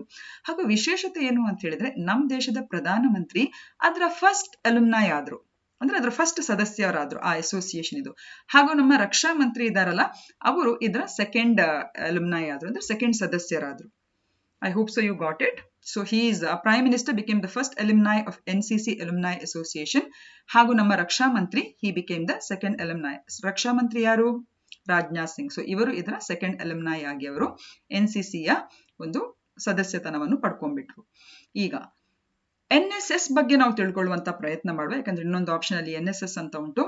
So after independence, university grants commission headed by S. Radhakrishnan recommended the introduction of voluntary national service in academic institutions. So UGC ಯಾನು ಹೆಡ್ ಮಾಡ್ತಾ ಇದ್ದಂತ ನಮ್ಮ S. ರಾಧಾಕೃಷ್ಣನ್ ಅವರು ಏನ್ ಹೇಳ್ತಾರೆ ಅಂತ ಹೇಳಿದ್ರೆ, ಶಾಲಾ ಅಥವಾ ಶಿಕ್ಷಣ ಸಂಸ್ಥೆಗಳಿಗೆ ಒಂದು ಸ್ವಯಂ ಪ್ರೇರಿತ ಒಂದು ರಾಷ್ಟ್ರೀಯ ಸೇವೆಯ ಒಂದು ಯೋಜನೆಗಳು ಕೂಡ ಇರಬೇಕು ಅಂತ ಹೇಳಿ ಅದನ್ನು ಶಿಫಾರಸು ಮಾಡ್ತಾರೆ. ಸೊ ಆ ನಿಟ್ಟಿನಲ್ಲಿ NSS ಅನ್ನು ಗಾಂಧೀಜಿಯವರ ಶತಮಾನೋತ್ಸವ ವರ್ಷವಾಗಿರುವಂತಹ 24 ಸೆಪ್ಟೆಂಬರ್ 1969 ಶಾಲಾ ಕಾಲೇಜುಗಳಲ್ಲಿ ವಿದ್ಯಾಸಂಸ್ಥೆಗಳಲ್ಲಿ ಅದನ್ನು ಲಾಂಚ್ ಮಾಡ್ತಾರೆ. ಹಾಗೂ ಈಗ NSS ಒಂದು ಕೇಂದ್ರ ವಲಯ ಸ್ಕೀಮ್ ಆಗಿದ್ದು ಅಥವಾ ಕೇಂದ್ರ ವಲಯ ಯೋಜನೆ ಆಗಿದ್ದು, ಕೇಂದ್ರ ಸರ್ಕಾರದ ಒಂದು ಕೇಂದ್ರ ವಲಯ ಯೋಜನೆ ಆಗಿದ್ದು, ಇದನ್ನು ministry of youth affairs and sports ಅವರು ಅದನ್ನು ಮ್ಯಾನೇಜ್ ಮಾಡ್ತಾ ಇದ್ದಾರೆ. ಹಾಗೂ ನಿಮಗೆಲ್ಲ ಗೊತ್ತಿರಬಹುದು, NSS 11th 12th ಅಂದ್ರೆ PUC ಅಥವಾ 11th 12th ಕ್ಲಾಸಸ್ಗಳಿಂದ ಆಮೇಲೆ degree, technical education, post graduation, ವಿಶ್ವವಿದ್ಯಾನಿಲಯಗಳ ಲೆವೆಲ್, ಈ ಎಲ್ಲ ಒಂದು ಶೈಕ್ಷಣಿಕ ಸಂಸ್ಥೆಗಳಲ್ಲಿ ನಾವಿವತ್ತು ಸಾಮಾಜಿಕ ಸೇವೆ ಇರ್ಬೋದು ಮತ್ತು ಸಮಾಜ ಸೇವೆಗೆ ಸಂಬಂಧಿಸಿದ ಬೇರೆ ಬೇರೆ ಆಯಾಮಗಳಲ್ಲಿ ಇವರು ವಿಶೇಷವಾಗಿ ಅಥವಾ ಈ ಒಂದು ಸಂಘಟನೆ ವಿಶೇಷವಾಗಿ ಅದು ಕೆಲಸ ಮಾಡುವಂಥದ್ದು ನಿಮಗೆಲ್ಲರಿಗೂ ಗೊತ್ತುಂಟು. ಸೊ NSS ನ ಮೋಟೋ ಯಾವುದು ಅಂತ ಹೇಳಿದ್ರೆ, not me but you. Okay, so ಇಲ್ಲಿ ನಾವು ನೋಡ್ಬೋದು NCCಯ ಮೋಟೋ ಯಾವುದು ಅಂತ ಹೇಳಿದ್ರೆ ಯೂನಿಟಿ ಅಂಡ್ ಡಿಸಿಪ್ಲಿನ್. 4ನೇ ಪ್ರಶ್ನೆ, ರಾಷ್ಟ್ರೀಯ ಕುಷ್ಠರೋಗ ನಿರ್ಮೂಲನಾ ಕಾರ್ಯಕ್ರಮವನ್ನು ಯಾವ ವರ್ಷದಲ್ಲಿ ಪರಿಚಯಿಸಲಾಯಿತು? National leprosy eradication program was introduced in which year? Here the right answer is option C, that is 1983. So ಲೆಪ್ರಸಿಯನ್ನು ಹ್ಯಾನ್ಸನ್ಸ್ ರೋಗ ಅಂತ ಹೇಳಿ ಕೂಡ ಅದನ್ನು ಕರೀತಾರೆ. ಹಾಗೂ ಇದೊಂದು ಪ್ರೋಗ್ರೆಸಿವ್ ಆಗಿರುವಂತಹ ಬ್ಯಾಕ್ಟೀರಿಯಲ್ ಇನ್ಫಾರ್ಮೇಶನ್. ಪ್ರೋಗ್ರೆಸಿವ್ ಬ್ಯಾಕ್ಟೀರಿಯಲ್ ಅಂದ್ರೆ ಇದು ಬ್ಯಾಕ್ಟೀರಿಯಾದಿಂದ ಉಂಟಾಗುವಂತಹ ಒಂದು ರೋಗ. ಪ್ರೋಗ್ರೆಸಿವ್ ಅಂತ ಹೇಳಿದ್ರೆ ಎಷ್ಟರ ಮಟ್ಟಿಗೆ ಆ ಇನ್ಫೆಕ್ಷನ್ ಇಂದ ಒಬ್ಬ ವ್ಯಕ್ತಿ ತುತ್ತಾಗ್ತಾನೋ ಅದರಿಂದ ಅವನು ವಾಪಸ್ ನಾರ್ಮಲ್ ರಿಟರ್ನ್ ಬರ್ಲಿಕ್ಕೆ ಆಗೋದಿಲ್ಲ. ಸೊ ಅಲ್ಲಿವರೆಗೆ, ಯಾಕಂದ್ರೆ ಕುಷ್ಠರೋಗದ ಬಗ್ಗೆ ನಿಮ್ಗೆಲ್ಲ ಗೊತ್ತಿದೆ, ಹೇಗೆ ಕೈ ಕಾಲು ಮತ್ತೆ ಬೇರೆ ಬೇರೆ ಅಂಗಾಂಗಗಳು ಊನಗೊಳ್ತದೆ ಅಂತ ಹೇಳಿಬಿಟ್ಟು ಲೆಪ್ರಸಿ ಅಟ್ಯಾಕ್ ಇಂದಾಗಿ. ಸೊ ಹಾಗಾಗಿ ಈ ರೋಗ ಹಾಗೆ ವಾಪಸ್ ಮತ್ತೆ ಅದರಿಂದ ನಾರ್ಮಲ್ಸಿಗೆ ಪಡ್ಕೊಳ್ಳಿಕ್ಕೆ ಆಗುವುದಿಲ್ಲ. ಅದು ಪ್ರೋಗ್ರೆಸಿವ್ ಆಗುವಂತ ಒಂದು ಬ್ಯಾಕ್ಟೀರಿಯಾ ಸಂಬಂಧಿಸಿದ ಒಂದು ಇನ್ಫೆಕ್ಷನ್. ಹಾಗೂ ಇದು ಮಯೋಬ್ಯಾಕ್ಟೀರಿಯಂ ಲೆಪ್ರೆ ಅಂತ ಹೇಳುವಂತ ಒಂದು ಬ್ಯಾಕ್ಟೀರಿಯಾದ ಮೂಲಕ ಇದು ಹರಡುವಂಥದ್ದು. ಹಾಗೂ ಭಾರತದಲ್ಲಿ national leprosy control programme, so ಈ ಕುಷ್ಠರೋಗ ಹಿಂದಿನ ದಿನಗಳಲ್ಲಿ ತುಂಬಾನೇ ಜನರು ಅದರಿಂದಾಗಿ ಭಯಭೀತರಾಗ್ತಾ ಇದ್ರು. ಸೊ ರಾಷ್ಟ್ರೀಯ ಕುಷ್ಠರೋಗ ನಿಯಂತ್ರಣ ಕಾರ್ಯಕ್ರಮವನ್ನು 1954-55 ಭಾರತ ಸರ್ಕಾರವು ಅದನ್ನು ಲಾಂಚ್ ಮಾಡ್ತದೆ. ಹಾಗೇನೆ ರಾಷ್ಟ್ರೀಯ ಕುಷ್ಠರೋಗ ನಿರ್ಮೂಲನಾ ಕಾರ್ಯಕ್ರಮ ಅಂತ ಹೇಳುವಂತ ಪ್ರೋಗ್ರಾಮ್ ಅನ್ನು 1983 ಅದನ್ನು ಇಂಟ್ರೊಡ್ಯೂಸ್ ಮಾಡ್ತಾರೆ. So the National Leprosy Eradication Program was introduced in the year 1983. Objective of the program. So, ಈ ಒಂದು ಕಾರ್ಯಕ್ರಮದ ಪ್ರಮುಖ ಉದ್ದೇಶ ಇಷ್ಟೇ, to reduce the prevalence rate to less than 1 per 10,000 population at the subnational and the national level. ಅಂದ್ರೆ ಸಬ್ನ್ಯಾಷನಲ್ ಮತ್ತು district level ಅಲ್ಲಿ ಪ್ರತಿ 10,000 ಪಾಪ್ಯುಲೇಷನ್ ಅಲ್ಲಿ ಈ ಹರಡುವಿಕೆಯ ಪ್ರಮಾಣ 1ಕ್ಕಿಂತ ಅಥವಾ ಅದಕ್ಕಿಂತ ಕಡಿಮೆ ತರುವಂತ ಪ್ರಯತ್ನವನ್ನು ಮಾಡುವಂಥದ್ದು. ವಿಶ್ವ ಕುಷ್ಠರೋಗ ದಿನವನ್ನು ಜನವರಿಯ ಕೊನೆ ಭಾನುವಾರದಂದು ಇದನ್ನು ಅಬ್ಸರ್ವ್ ಮಾಡ್ತಾರೆ. It is observed on the last Sunday of January. ಈಗ ಇದನ್ನು ಯಾತಕ್ಕೋಸ್ಕರ ನಾವು ನ್ಯೂಸ್ ಅಲ್ಲಿ ಹಾಕಿದ್ದೇವೆ ಕುಷ್ಠರೋಗದ ಬಗ್ಗೆ ಅಂತ ಹೇಳಿದ್ರೆ, leprosy free Odisha now sees a worrying rise in cases. So 2006-2007 ಹೊತ್ತಿಗೆ ಒಡಿಶಾ, ಭಾರತ ಇನ್ನೂ ಕೂಡ ಕುಷ್ಠರೋಗ ಮುಕ್ತ ಆಗಿ ಅಂತ ಅನ್ಕೊಂಡಿಲ್ಲ ಅದು ವಿಶ್ವ ಆರೋಗ್ಯ ಸಂಸ್ಥೆಯ ನಿಟ್ಟಿನಲ್ಲಿ. Okay, it is not leprosy free. ಹಾಗಾಗಿ ಒಡಿಶಾ ಏನ್ ಮಾಡಿತು, ರಾಜ್ಯಗಳ ಪೈಕಿಯಲ್ಲಿ ಒಡಿಶಾ ಕೂಡ ಅದನ್ನು 2006-2007 ಅಲ್ಲಿ ಡಿಕ್ಲೇರ್ ಮಾಡಿತು ತಾನು ಲೆಪ್ರಸಿ ಫ್ರೀ ಅಂತ ಹೇಳ್ಬಿಟ್ಟು. ಆದ್ರೆ ಇತ್ತೀಚೆಗೆ ಕುಷ್ಠರೋಗಕ್ಕೆ ಸಂಬಂಧಿಸಿದ ಕೇಸಸ್ಗಳು ಅಲ್ಲಿ ರೈಸ್ ಆಗುವುದು ಈ ಒಂದು ಏನ್ ಹೇಳುದು, ಇಟ್ ಈಸ್ ಅ ವರಿಂಗ್ ಕಾಸ್ ಅಂತ ಹೇಳ್ಬೋದು. ಅಂದ್ರೆ ಇದೊಂಥರ ಯಾತಕ್ಕೆ ಈ ತರ ಆಗ್ತಾ ಇದೆ ಅಂತ ಹೇಳುವಂತ ನಿಟ್ಟಿನಲ್ಲಿ ಅಲ್ಲಿಯ ಒಂದು ಹೆಲ್ತ್ ಅಫೇರ್ಸ್ ಡಿಪಾರ್ಟ್ಮೆಂಟ್ ವರಿ ಮಾಡ್ತಾ ಇದೆ. So Odisha now sees a worrying rise in cases. Leprosy free ಅಂತ ಹೇಳಿ ಹಿಂದೆ ಅದು ಅನೌನ್ಸ್ ಮಾಡಿತ್ತು, ಡಿಕ್ಲೇರ್ ಮಾಡಿತ್ತು. ಬಟ್ ನಾವು they can also C more cases of leprosy ಅಥವಾ ಕುಷ್ಠರೋಗವನ್ನು ಅವರ ರಾಜ್ಯದಲ್ಲಿ ಅದನ್ನು ಕಂಡು ಬರುವಂತದ್ದು. ನೋಡಿ, ಸರಿ ಸುಮಾರು 6,156 ಕೇಸಸ್ಗಳು ರೆಕಾರ್ಡ್ ಆಗಿದೆ. 5ನೇ ಪ್ರಶ್ನೆ, ಗಂಗಾ ಕನೆಕ್ಟ್ ಪ್ರದರ್ಶನ ಯಾವ ದೇಶದಲ್ಲಿ ನಡೆಯಿತು? Another important question. Ganga Connect exhibition took place in which country? So here the right answer is UK. So UK ಅಲ್ಲಿ ಗ್ಲಾಸ್ಗೋ ಅಲ್ಲಿ ಇದು ವಿಶೇಷವಾಗಿ ಸ್ಟಾರ್ಟ್ ಆಗಿರುವಂಥದ್ದು ಅಥವಾ ಲಾಂಚ್ ಆಗಿರುವಂಥದ್ದು. ಇದು ಕೂಡ ಪ್ರೆಸ್ ಇನ್ಫಾರ್ಮೇಶನ್ ಬ್ಯೂರೋ ಅಲ್ಲಿ ಬಂದಿರುವಂತಹ ಮಾಹಿತಿ ಡಿಯರ್ ಸ್ಟೂಡೆಂಟ್ಸ್. ಸೊ ನಮ್ಮ Union Minister for Environment, Forest and Climate Change and Labour and Employment had inaugurated the Ganga Connect exhibition at the city of Glasgow College amid the COP26 meeting. So COP ಸಭೆ Glasgow ಅಲ್ಲಿ ಏನು November ಅಲ್ಲಿ ಜರುಗಿತ್ತು. So ಆ ಸಂದರ್ಭದಲ್ಲಿ city of Glasgow college ಅಲ್ಲಿ ನಮ್ಮ ಪರಿಸರ, ಅರಣ್ಯ ಮತ್ತು ಹವಾಮಾನ ಬದಲಾವಣೆಗೆ ಸಂಬಂಧಿಸಿದ ಕೇಂದ್ರ ಸಚಿವರು ಈ ಒಂದು ಗಂಗಾ ಕನೆಕ್ಟ್ ಎಕ್ಸಿಬಿಷನ್ ಅನ್ನು ಅಲ್ಲಿ ಇನಾಗ್ರೇಟ್ ಮಾಡ್ತಾರೆ. ಸೊ ಏನಿದು ಗಂಗಾ ಕನೆಕ್ಟ್ ಎಕ್ಸಿಬಿಷನ್ ಅಲ್ಲಿ ಹೋಗಿ ಮಾಡುವಂಥದ್ದು ಅಂತ ಹೇಳಿದ್ರೆ, ಸೊ COP ಮೀಟಿಂಗ್ಗೆ ನಿಮ್ಗೆಲ್ಲ ಗೊತ್ತಿರುವ ಹಾಗೆ ನಮ್ಮ ಪ್ರಧಾನಮಂತ್ರಿಯವರು ಆ ಸಭೆಯಲ್ಲಿ ಭಾಗವಹಿಸಿದ್ರು.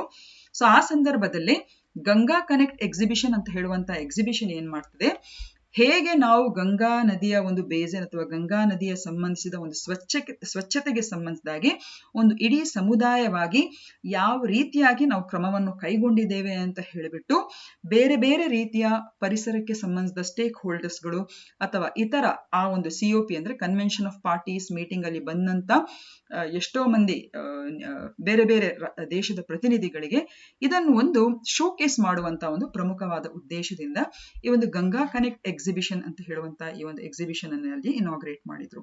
ಹಾಗೆ ಇದನ್ನು ಆರ್ಗನೈಸ್ ಮಾಡಿರುವಂತದ್ದು national mission for clean Ganga and high commission for India. So the Ganga Connect exhibition, which has been touring the UK since earlier this month, concluded its journey at India House in London this week. So Glasgow ಅಲ್ಲಿ COP ಮೀಟಿಂಗ್ಗಳು ಏನಾಯಿತು, ಅಲ್ಲಿಂದ ಏನು ಅದು start ಆಯಿತು, ಬೇರೆ ಬೇರೆ ತಾಣಗಳಲ್ಲಿ ಈ ಒಂದು ಎಕ್ಸಿಬಿಷನ್ ಅನ್ನು ಮಾಡ್ತಾ ಮಾಡ್ತಾ ಕೊನೆಗೆ ಇಂಡಿಯಾ ಹೌಸ್ ಲಂಡನ್ ನಲ್ಲಿ ಅದನ್ನು ಪರ್ಯಾವಸನಗೊಳಿಸಲಾಯಿತು ಅಥವಾ ಅದನ್ನು ಎಂಡ್ ಮಾಡಲಾಯಿತು. 6ನೇ ಪ್ರಶ್ನೆ, ಈ ಕೆಳಗಿನ ಯಾವ ಸ್ಥಿತಿಯು ಕಾಫಿ ಉತ್ಪಾದನೆಯ ಮೇಲೆ ಪ್ರತಿಕೂಲ ಪರಿಣಾಮ ಬೀರುತ್ತದೆ? Which of the following condition adversely effects the coffee production? So here the right answer is option B. ಹಣ್ಣುಗಳು ಹಣ್ಣಾಗುವ ಸಮಯದಲ್ಲಿ ಆರ್ದ್ರ ಹವಾಮಾನ ಅಥವಾ ಈ ಕಾಫಿ ಬೀಜಗಳು ಹಣ್ಣಾಗುವಂತ ಸಮಯದಲ್ಲಿ ತೇವಾಂಶ ಇರುವಂತಹ ಹವಾಮಾನ ಇದ್ರೆ ಅದು ಕಾಫಿ ಉತ್ಪಾದನೆ ಮೇಲೆ ಅಥವಾ ಕಾಫಿ ಪ್ರೊಡಕ್ಷನ್ ಮೇಲೆ ಪ್ರತಿಕೂಲವಾದಂತಹ ಒಂದು ಪರಿಣಾಮ ಬೀರುವಂತಹ ಒಂದು ಕಂಡೀಷನ್ ಅದು. ಓಕೆ, ಸೊ ಇಲ್ಲಿ ನಾವು ನೋಡಬಹುದು ಕ್ಲೈಮ್ಯಾಟಿಕ್ ಕಂಡೀಷನ್, ಒಂದು ಉತ್ತಮ ರೀತಿಯ ಕಾಫಿ ಪ್ಲಾಂಟೇಶನ್ಗೆ ಬೇಕಾಗುವಂತಹ ಕ್ಲೈಮ್ಯಾಟಿಕ್ ಕಂಡೀಷನ್ ಅಂತ ಹೇಳಿದ್ರೆ ಒಂದು ಹಾಟ್ ಅಂಡ್ ಹ್ಯೂಮಿಡ್ ಕ್ಲೈಮೇಟ್, ತೇವಾಂಶ ಇರುವಂತ ಹಾಗೂ ತುಂಬಾನೇ ಅಂದ್ರೆ ತುಂಬಾ ಬಿಸಿ ಅಂತ ಹೇಳಿದ್ರೆ ಹಾಟ್ ಅಂತ ಹೇಳಿದ್ರೆ 15 degree Celsius to 30 degree Celsius ನ ಒಂದು ತಾಪಮಾನದ ಒಂದು ಟೆಂಪರೇಚರ್ ವೆದರ್ ಟೆಂಪರೇಚರ್ ಬೇಕಾಗ್ತದೆ. ಹಾಗೂ ಮಳೆ ನೋಡಿದ್ರೆ ಫ್ರಮ್ 150 ಟು 250 ಸೆಂಟಿಮೀಟರ್ಸ್ ಆ ವ್ಯಾಪ್ತಿಯಲ್ಲಿ ಬಂದ್ರೆ it is a very good ideal condition for coffee plantation. ಹಾಗೇನೆ ಫ್ರಾಸ್ಟ್ ಹಿಮ ಇರ್ಬೋದು, ಆನಂತರ ಮಂಜು ಇರ್ಬೋದು, ಮತ್ತು 30 ಡಿಗ್ರಿ ಸೆಲ್ಸಿಯಸ್ಗಿಂತ ಅತಿ ಹೆಚ್ಚಿನ ಒಂದು ತಾಪಮಾನ ಅಥವಾ ಸ್ಟ್ರಾಂಗ್ ಸನ್ಶೈನ್, ತೀಕ್ಷ್ಣವಾದಂತ ಬಿಸಿಲು ಇರ್ಬೋದು, ಇವೆಲ್ಲ ಕಾಫಿ ಬೆಳವಣಿಗೆ ಅಥವಾ ಕಾಫಿ ಪ್ಲಾಂಟೇಶನ್ಗೆ ಪೂರಕವಾಗಿರುವಂತಹ ಒಂದು ವ್ಯವಸ್ಥೆ ಅಲ್ಲ ಅಥವಾ ಒಂದು ಕಂಡೀಷನ್ಸ್ ಅಲ್ಲ. ಅದಲ್ಲದೆ dry weather is necessary at the time of ripening of the berries or at the time of harvest. So ಕೊಯ್ಲು ಮಾಡುವಂತ ಸಂದರ್ಭದಲ್ಲಿ ಏನು ಕಾಫಿ ಬೀಜಗಳು ಅದು ಹಣ್ಣಾಗಿ ಅದನ್ನು ಕೊಯ್ಲು ಮಾಡುವಂತ ಸಂದರ್ಭದಲ್ಲಿ ಮಳೆ ಬೀಳಲೇಬಾರದು, ಡ್ರೈ ವೆದರ್ ಶುಷ್ಕ ಹವಾಮಾನ ಅಲ್ಲಿ ಬೇಕಾಗ್ತದೆ.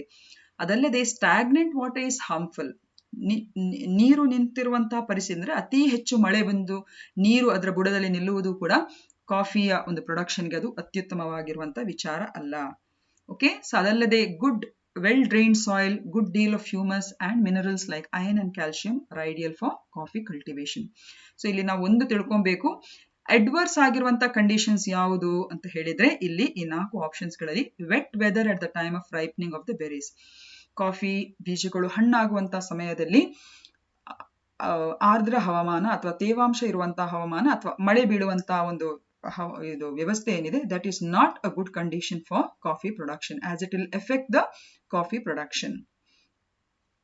ಸೊ ಇದು ಯಾಕೆ ನಾವು ನ್ಯೂಸ್ ಅಲ್ಲಿ ಹಾಕಿದ್ದೇವೆ ಅಂತ ಹೇಳಿದ್ರೆ ಇದು ಹಿಂದೂ 28 ನವೆಂಬರ್ಗೆ ಬಂದಿರುವಂತಹ ವಿಷಯ. ಇದನ್ನು ಕಳೆದ ಬಾರಿ ಕೂಡ ನಾವು ಅದನ್ನು ಬೇರೆ ಬೇರೆ ಒಂದು ಕಾಫಿ ವೆರೈಟೀಸ್ಗೆ ಸಂಬಂಧಿಸಿದ ಪ್ರಶ್ನೆಗಳಲ್ಲಿ ನಾವು ಅದನ್ನು ಇನ್ಕ್ಲೂಡ್ ಮಾಡಿದ್ದೇವೆ. ಸೊ ಕರ್ನಾಟಕ ಗ್ರೋವರ್ಸ್ ಫೆಡರೇಷನ್ ಇದು ಒಂದು ಅಂಬ್ರೆಲ್ಲಾ ಆರ್ಗನೈಸೇಷನ್, ಕಾಫಿ ಬೆಳೆಗಾರರದು 3 ಜಿಲ್ಲೆಗಳಿಗೆ ಸಂಬಂಧಿಸಿದಾಗೆ ಹಾಸನ್, ಚಿಕ್ಕಮಗಳೂರು ಮತ್ತು ಕೊಡಗು ಜಿಲ್ಲೆಗಳ ಕಾಫಿ ಬೆಳೆಗಾರರ ಈ ಒಂದು ಸಂಘಟನೆ ಅದು ಏನ್ ಹೇಳಿದೆ ಅಂತ ಹೇಳಿದ್ರೆ it is estimated a loss of a whopping 900 ಕೋಟಿ ರೂಪಾಯಿಯ ಒಂದು ಲಾಸ್ ಅನ್ನೋದು ಎಸ್ಟಿಮೇಟ್ ಮಾಡಿದೆ. ಯಾಕಂತ ಹೇಳಿದ್ರೆ ಕಾಫಿ ಬೀಜಗಳ ಕೊಯ್ಲು ಮಾಡುವಂತ ಸಂದರ್ಭದಲ್ಲಿ ನಿಮ್ಗೆ ಗೊತ್ತಿರುವ ಹಾಗೆ ಈ ಒಂದು ಹವಾಮಾನ ವೈಪರೀತ್ಯದಿಂದಾಗಿ ಈ ರೀತಿ ವಿನಾಕಾರಣ ಈ ಮಳೆ ಸುರಿಯುವಂತ ಒಂದು ಕಾರಣದಿಂದಾಗಿ ಈ ಒಂದು ಕಾಫಿ ಪ್ರೊಡಕ್ಷನ್ ನ ಈಲ್ಡ್ ಮೇಲೆ ಒಂದು ವ್ಯತಿರಿಕ್ತವಾದಂತಹ ಒಂದು ಪರಿಣಾಮ ಉಂಟು ಮಾಡಿದೆ. ಈಗ ಇದನ್ನೆಲ್ಲ ನೀವು ಗಮನದಲ್ಲಿ ಇಟ್ಕೊಬೇಕು. ಇಡೀ ನಮ್ಮ ಭಾರತದಲ್ಲಿ Karnataka ranks first for coffee production. Okay, ಯಾಕಂದ್ರೆ it produces 71% of coffee of the total production in India. Robusta ಮತ್ತು ಅರೇಬಿಕಾ ಅಂತ ಹೇಳುವಂತಹ 2 ವೆರೈಟಿಗಳು ಯಥೇಚ್ಛವಾಗಿ ನಮ್ಮ ಇದರಲ್ಲಿ ಪ್ರೊಡ್ಯೂಸ್ ಅಂದ್ರೆ ಗ್ರೋ ಮಾಡ್ತಾರೆ. ಹಾಗೆ ಕೇರಳ ಸೆಕೆಂಡ್ ಪ್ಲೇಸ್ ಅಲ್ಲಿದ್ದು, 3ನೇ ಸ್ಥಾನ ತಮಿಳುನಾಡಿನಲ್ಲಿದೆ. ಹಾಗೂ ಕರ್ನಾಟಕ ರಾಜ್ಯಕ್ಕೆ ಸಂಬಂಧಿಸಿದ ಮೇನ್ ಕಾಫಿ ಪ್ರೊಡ್ಯೂಸಿಂಗ್ ಡಿಸ್ಟ್ರಿಕ್ಟ್ಸ್ ಯಾವುದು ಅಂತ ಹೇಳಿದ್ರೆ ಚಿಕ್ಕಮಗಳೂರು, ಕೊಡಗು, ಹಾಸನ್, ಮೈಸೂರು ಮತ್ತು ಶಿವಮೊಗ್ಗ. ಹಾಗೆಯೇ ಇಂಡಿಯನ್ ಕಾಫಿ ರಿಸರ್ಚ್ ಸೆಂಟರ್ ಅಂತ ಹೇಳಿ ಚಿಕ್ಕಮಗಳೂರಿನಲ್ಲಿದೆ. ಹಾಗೆ ನಮ್ಮ ಕಾಫಿ ಬೋರ್ಡ್ ಅಂತ ಹೇಳಿ ಬೆಂಗಳೂರಿನಲ್ಲಿದೆ. ಹಾಗೂ India is the largest producer of arabica and robusta variety of coffee. ಹಾಗೂ ಇಡೀ ವಿಶ್ವದಲ್ಲೇ ನಂಬರ್ 1 ಕಂಟ್ರಿ ಪ್ರೊಡಕ್ಷನ್ ಆಫ್ ಕಾಫಿಗೆ ಸಂಬಂಧಿಸಿದಾಗೆ ಇಟ್ ಇಸ್ ಬ್ರೆಜಿಲ್ ಹಾಗೂ 2ನೇದಾಗಿ ವಿಯೆಟ್ನಾಂ ಇನ್ ಕಾಫಿ ಪ್ರೊಡಕ್ಷನ್. 7ನೇ ಪ್ರಶ್ನೆ, it is like a statement type problem. ಈ 2 ಸ್ಟೇಟ್ಮೆಂಟ್ಗಳನ್ನು ಗಮನಿಸಿ. Karnataka state is the largest producer of toor dal in India. Karnataka ರಾಜ್ಯವು ಭಾರತದಲ್ಲಿ ಅತಿ ಹೆಚ್ಚು ತೊಗರಿ ಉತ್ಪಾದಿಸುವ ಒಂದು ರಾಜ್ಯವಾಗಿದೆ. ಸ್ಟೇಟ್ಮೆಂಟ್ ಬಿ ನೋಡಿ, Gulbarga district is the largest producer of toor dal in Karnataka state. Gulbarga ಜಿಲ್ಲೆ ಕರ್ನಾಟಕ ರಾಜ್ಯದಲ್ಲಿ ಅತಿ ಹೆಚ್ಚು ತೊಗರಿ ಉತ್ಪಾದಿಸುವ ಒಂದು ಜಿಲ್ಲೆಯಾಗಿದೆ. ಇದರಲ್ಲಿ ಈಗ ಕರೆಕ್ಟ್ ಉತ್ತರ ಯಾವುದು ಅಂತ ಹೇಳುವಂಥದ್ದು, ಕರೆಕ್ಟ್ ಸ್ಟೇಟ್ಮೆಂಟ್ ಯಾವುದು? So here only option B is the right answer. ಯಾಕಂದ್ರೆ ಡೆಫಿನೆಟ್ ಆಗಿ ಕರ್ನಾಟಕದಲ್ಲಿ Gulbarga is the largest producer of ತೊಗರಿ, ತೋರ್ ದಾಲ್ ಇನ್ ಕರ್ನಾಟಕ ಸ್ಟೇಟ್. ಬಟ್ ಇಡೀ ದೇಶದಲ್ಲಿ Karnataka is not the largest producer of ತೊಗರಿ ಬೇಳೆ ಆರ್ ತೋರ್ ದಾಲ್. ಸೊ ಇಲ್ಲಿ ನಾವು ನೋಡಬಹುದು ಇಡೀ ದೇಶಕ್ಕೆ ಸಂಬಂಧಿಸಿದಾಗಿ Maharashtra is the largest producer of toor dal in India and Karnataka state is a second large producer. Okay, and in Karnataka state you have Gulbarga district which is the largest producer of tor dal in Karnataka state. So ಇದನ್ನು ಯಾತಕ್ಕೋಸ್ಕರ ನಾವು news ಅಲ್ಲಿ ಹಾಕಿದ್ದೇವೆ, that becomes very important, is it so? So 28th ನವೆಂಬರ್ಗೆ ಸಂಬಂಧಿಸಿದಾಗೆ ಏನ್ ಹೇಳ್ತಾ ಇದ್ದಾರೆ ಅಂತ ಹೇಳಿದ್ರೆ, ಕಲ್ಯಾಣ ಕರ್ನಾಟಕ ಭಾಗದಲ್ಲಿ ಈ ಆರ್ಥಿಕತೆ ಪರಿಪೂರ್ಣವಾಗಿ ಏನು ಕೃಷಿ ಮೇಲೆ ಅವಲಂಬಿತವಾಗಿದೆ. ಈ ಹೆಚ್ಚುವರಿಯಾಗಿರುವಂತಹ ಮಳೆ ಮತ್ತು ಕೆಲವು ಕಡೆ ಮಳೆ ಇಲ್ಲದಿರುವಂಥದ್ದು ಸಿಕ್ಕಾಪಟ್ಟೆ ಈ ಕೃಷಿಕರಿಗೆ ಒಂದು ಲಾಸ್ ಅನ್ನು ಉಂಟು ಮಾಡಿದೆ. ಅದರಲ್ಲೂ ಕೂಡ ಕಲಬುರ್ಗಿ ಅದನ್ನು ನಮ್ಮ ತೊಗರಿ ನಾಡು ಅಂತ ಏನ್ ಕರಿತೇವೆ, ಅಲ್ಲಿ ಕೂಡ ಅಷ್ಟೇ ತೊಗರಿ ಬೆಳೆ ಸರಿಸುಮಾರು 1.87 lakh hectares ಆಫ್ ಲ್ಯಾಂಡ್ ತೊಗರಿ ಬೆಳೆಯುವಂತಹ ಈ ಪರಿಪೂರ್ಣವಾದಂತಹ ಕೃಷಿ ಅದು ಹಾಳಾಗಿದೆ ಅಥವಾ ಡ್ಯಾಮೇಜ್ ಆಗಿದೆ ಅಂತ ಹೇಳಿ ಅದನ್ನು ರಿಪೋರ್ಟ್ ಮಾಡಿದ್ದಾರೆ. ಸೊ ಇದಿಷ್ಟು ಇವತ್ತಿನ news items and MCQs. Hope so you like them. ಹಾಗೆಯೇ ಇವತ್ತಿನ ಈ ಒಂದು ಕ್ವೆಶನ್ಸ್ ಫಾರ್ ದ ಡೇ ನೋಡ್ಕೊಂಡ್ಬಿಡುವ. As per the national multidimensional poverty index release by the NITI Aayog, how much percentage of the population in Kerala are poor? Second, what is the motto of National Service Scheme? And third, which country is the largest producer of coffee in the world? So idishtu ivattina news items. So thank you very much for watching, and if you like the channel, kindly share and subscribe anta ಹೇಳ್ತಾ ಇವತ್ತಿನ ವಿಷಯವನ್ನು ಇಲ್ಲಿಗೆ ಮುಗಿಸ್ತೇನೆ. ನಾಳೆ ಇನ್ನಷ್ಟು ವಿಚಾರಗಳೊಂದಿಗೆ ಮತ್ತೆ ಸಿಗೋಣ ಅಂತ ಹೇಳ್ತಾ, thank you and have a nice day.